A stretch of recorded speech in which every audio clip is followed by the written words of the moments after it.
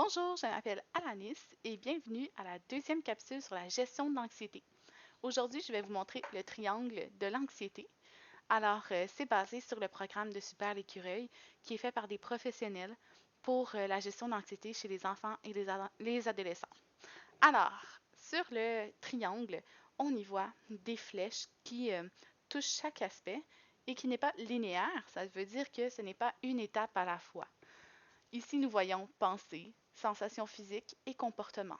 Alors, face à une situation de danger ou une situation anxiogène, nos comportements vont être modifiés par la sensation physique et la pensée, ou la pensée sera modifiée par nos comportements, la sensation physique.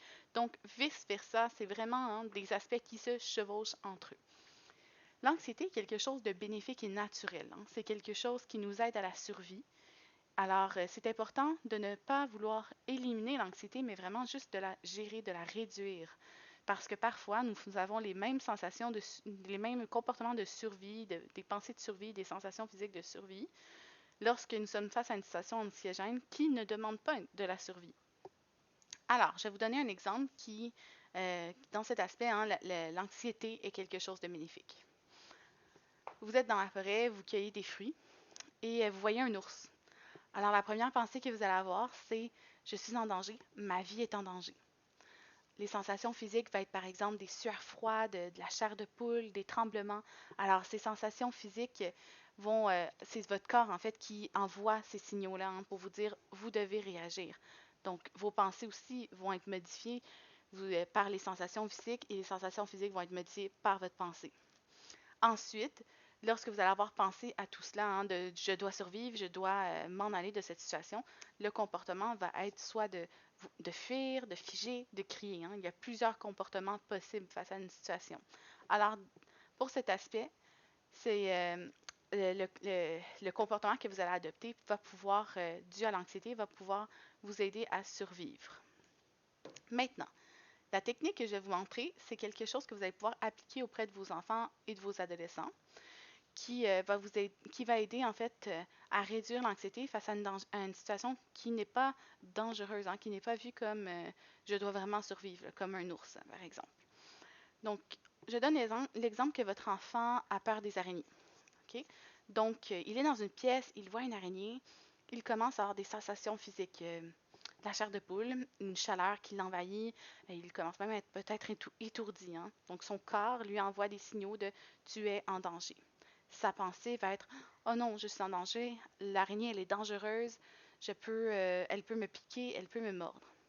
Ici, lorsqu'il aura ces pensées, c'est important d'aller se poser des questions. C'est sûr que l'enfant, on veut travailler que l'enfant se pose par lui-même des questions pour réduire son anxiété, mais vous pouvez l'aider aussi, l'accompagner.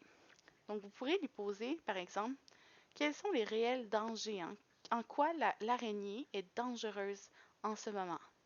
Donc, sans avoir non plus un ton condescendant ou un ton méprisant, parce que tout le monde a des parents, puis on veut que l'enfant se sente confortable et soit capable de vraiment le nommer clairement, que, ah, c'est vrai, l'araignée, elle n'est pas un danger pour moi. Ça ne veut pas dire que votre enfant ou votre adolescent va vous répondre directement que non, il n'y a pas de danger, tout va bien. C'est des techniques qui prennent du temps, c'est à long terme.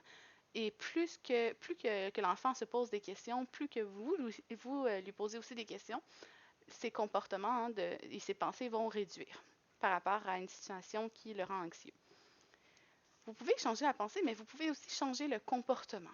Donc, vous pouvez proposer à votre enfant ou votre adolescent de rester avec lui dans la même pièce où est-ce qu'il y a l'araignée et d'observer l'araignée sans toutefois s'en approcher ou la toucher. Donc, ici, l'enfant qui voit l'araignée qui ne fait rien, qui reste ou qui marche sur le plafond, peut répondre à sa pensée en disant ah, c'est vrai, l'araignée n'est pas dangereuse. C'est normal par contre de ressentir un dégoût, de ne pas se sentir à l'aise, mais on peut au moins se dire que mais je ne suis pas en danger, ce qui va réduire l'anxiété et non l'éliminer. Alors, le triangle de l'anxiété est vraiment une base, une technique de base pour toutes les autres les techniques que vous allez voir dans les prochaines capsules. Alors, je vous dis merci pour votre écoute et à la semaine prochaine.